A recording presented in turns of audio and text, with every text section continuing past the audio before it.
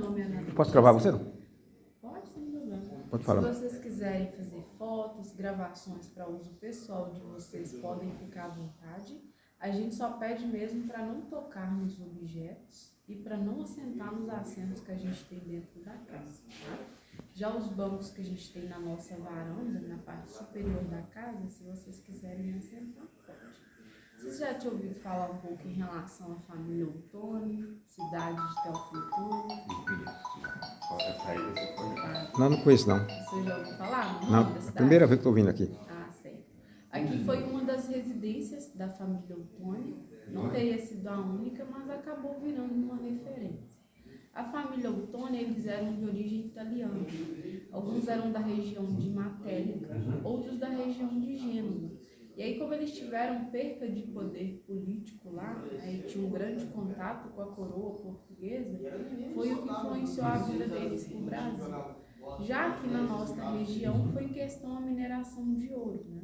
O senhor chegou a ver ali a Santa Casa, o prédio do hospital aqui da cidade? Já fui lá. Ali funcionou a antiga casa de fundição de ouro, isso a partir de 1751. E foi ali que um dos primeiros Ottoni a vir residir aqui, o Manuel Vieira Ottoni, ele exercia o cargo de ensaiador. Ele que ficava responsável de analisar a qualidade do ouro que ia ser enviado à coroa portuguesa. E aí ele se casa com a Ana Felizarda Paz Leme. Dessa união tiveram 17 filhos, as famílias eram muito grandes, né? E aí acaba que desses 17, só 2 que se destacaram mais, né? Sendo eles José Eloy Ottoni, foi poeta, professor, já o outro, Jorge Benedito Ottoni. O Jorge, ele foi comerciante, tabelião, político, e aí mais tarde da união do Jorge com a Rosália de Souza Maia, eles tiveram 12 filhos. E aí aconteceu novamente aí só de 2 se destacarem, né? Sendo eles Teófilo Otoni, nasceu aqui em 1807, destacou-se na área do jornalismo, inclusive ele tinha um jornal aqui na nossa cidade, o Sentinela do Cerro, onde ele defendia os direitos liberais e republicanos. Teve cargos políticos também, mas o que deu ele um grande destaque foi a criação lá da cidade, Teófilo Otoni, né? Lá antes tinha o nome de Nova Filadélfia. E aí, após o seu falecimento, recebeu aí o seu nome em homenagem. Já o outro é o seu irmão Cristiano Ottoni. Ele nasceu aqui em 1811. Ele já se destacou na área da engenharia, inclusive hoje ele é considerado o patrono da Universidade de Minas, inclusive, né, o FMG, lá de BH. Teve cargos políticos e foi presidente das estradas de ferro no período Dom Pedro II, hoje considerada aí a nossa central do Brasil. E aí a gente tem registro da família Ottoni por aqui até meados do século XX. E aí quando o Júlio Benedito Ottoni faz a doação da casa para a União, o intuito aqui não era funcionar o museu, tanto que aqui funcionou uma escola de patronato agrícola, maternidade, orfanato, liceu. A casa ela ficou um tempo fechada, foi outras residências, passou por uma restauração na década de 80 e outras intervenções.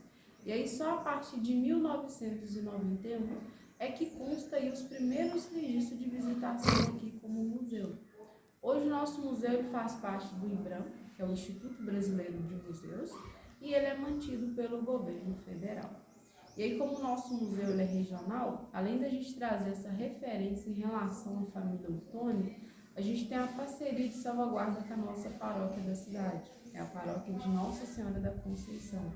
E aí, por este motivo que nessa parte inferior, que era o porão da casa, no período em que a família residiu, né, poderia ser um espaço onde ficariam os cavalos, os escravos domésticos, né? Inclusive as paredes ali de frente não tinha, era tudo aberto, já dando acesso ao jardim. O jardim não tinha o paisagismo que se tem hoje, era tudo mata fechada, poderia ter alguns pomares, né? Como hoje a gente tem um trabalho de floricultura, a gente recebe o pessoal aqui das escolas para bom dia, para fazer piquenique, já tivemos aí festinhas de aniversário, né? Cerimônia de casamento, inclusive, né? E E aí a gente também tem os nossos eventos, né, referente à Semana Nacional de Museus. Inclusive essa semana a gente está comemorando, né, até o dia 18. E aí como encerramento no sábado, né, no dia 17, a gente tem aí uma feirinha, onde a gente coloca algumas barraquinhas e aí o pessoal aqui da cidade pode trazer alguns artesanatos, né, alguns itens aí de culinária também, e aí pode estar aí vendendo esses objetos também, né. E aí, voltando aqui para dentro, a gente tem essas imagens de arte sacra. Elas são do século XVIII, século XIX. São conhecidas como imagens de roca. O nome roca se dá em relação à roca de tear, né, os tecidos para as roupas das imagens. Ou até mesmo como santos de encaixe ou santos de vestir, por ser aí uma das suas características.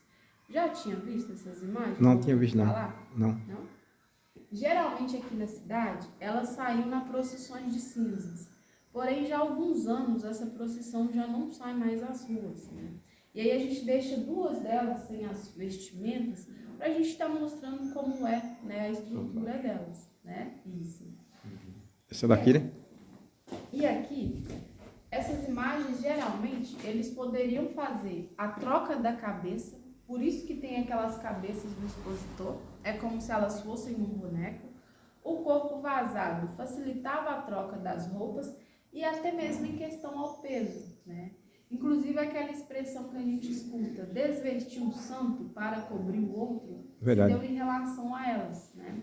Essa aqui da estrutura é a rainha dos anjos. Já vindo aqui de lado... Essa aqui, né? Isso. Essa é a representação do pobre. Está um pouco ligado aos costumes que as pessoas tinham, né, de vir das zonas rurais, descalços, né, a trouxinha. Essa é a Santa Isabel de Hungria. Tá?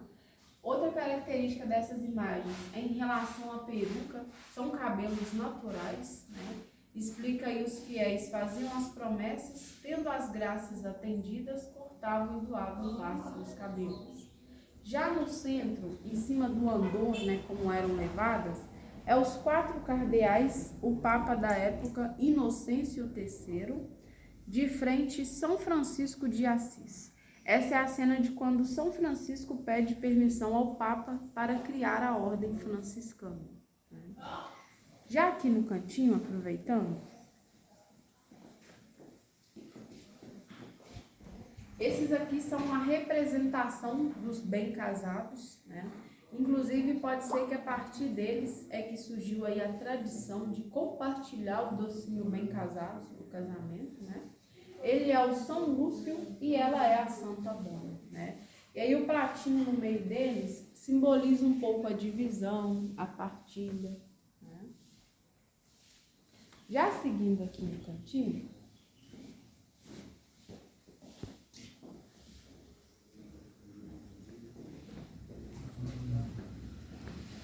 esse aqui é o Senhor dos Passos, ele é a representação de Cristo, né? Ele é o único que ainda sai aqui na procissões de encontros na Semana Santa.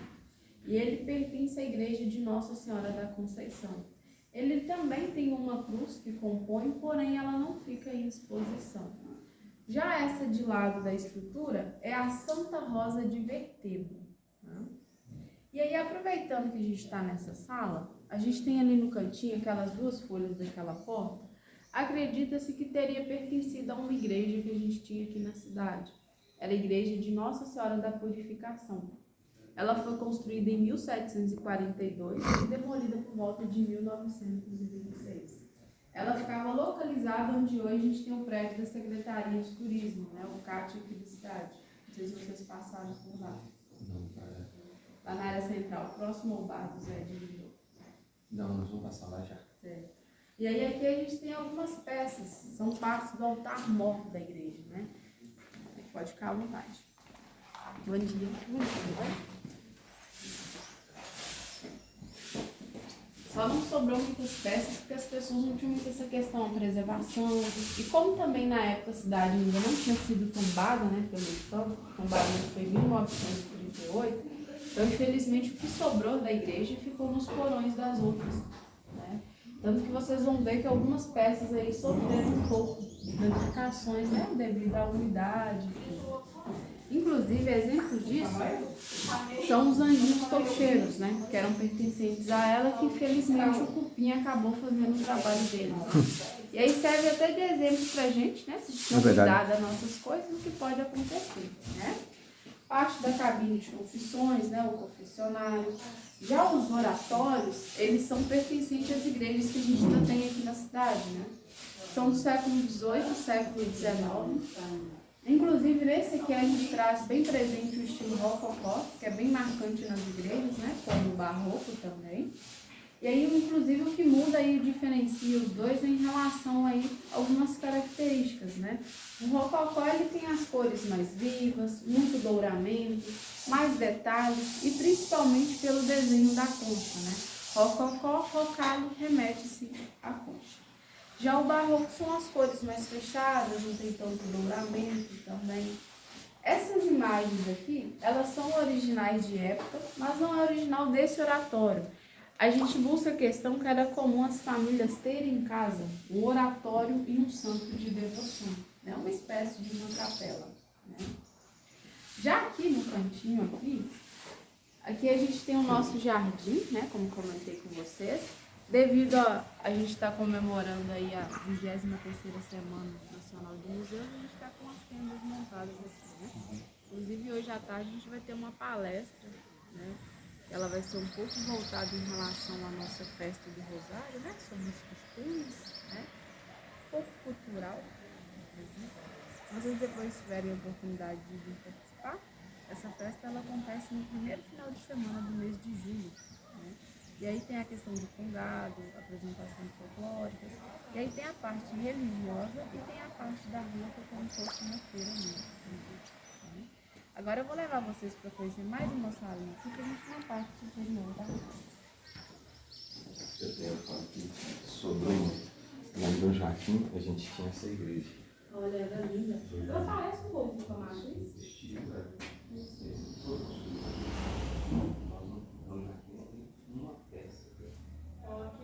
Mas aqui virou até linha, né? As peças. Com certeza o padre na época demorou, que ela estava caindo, não tinha ajuda financeira, aí se perdeu. Deus ainda, igual que eu estou observando que sobrou isso aqui. Lá uma pena, né? Isso tem bastante pessoas. Como se diz, o que está bom, serve, o que não está, demora. Né? Aqui a gente está com algumas fotografias de algumas cidades, né? De Minas aqui. É que a gente na nossa comemoração aqui, né, da 20ª Semana Nacional de Museus, a gente teve uma oficina voltada um pouco para a inteligência artificial, né? E aí a Lara mais o André, eles estão desenvolvendo um aplicativo, né, que ele vai ser capaz aí da pessoa apontar para a igreja, descrever um pouco sobre a igreja, ano de construção, o estilo dela, né? E aí, como está na fase inicial, esse aplicativo consegue aí identificar um pouco algumas peças da igreja, né? Como a torre, a janela, né? O frontão. E aí algumas portas também, né? Se a porta está com dano, se ela está sem dano. E aí eles mostraram aqui pra gente, apresentou aí esse aplicativo. Né? Muito bom. Aqui no cantinho, voltado às nossas peças do acervo do museu, a gente tem aqui as bateias usadas na retiragem do ouro, né? O ouro aqui era o ouro de aluvião, encontravam nos leitos e às margens dos córregos, né? Aqui é parte da pia benta da igreja de Nossa Senhora da Purificação. O material dela é pedra-sabão, que é muito típico aqui na cidade e até hoje ainda é utilizado. Agora eu vou levar vocês na parte superior, onde a gente tem móveis de época, inclusive. Aí a gente vai subir as escadas e virar à direita. Eu já conheço, eu vim aqui no centro do meu menino. Aí vocês estão ficando com ferro? Hoje a gente veio trazer umas famílias para fazer visita no presídio. Aí quando ele é de São Paulo, eu falei, vamos lá. Sempre tem necessidade. Agora eles estão muito agradável.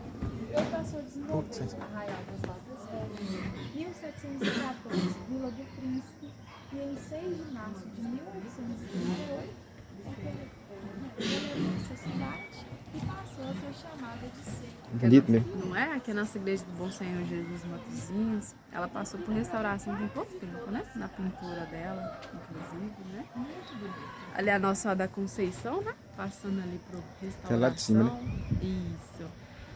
Lá em cima, lá no cantinho também, lá no topo, a gente tem a igreja de Santa Rita, também passando por restauro, né? Hoje é o cartão postal da cidade. Mais visível. Isso. E do lado dela, que a gente consegue ver só 2 pedacinhos da torre, né? A gente tem a igreja Nossa Senhora do Carmo, né?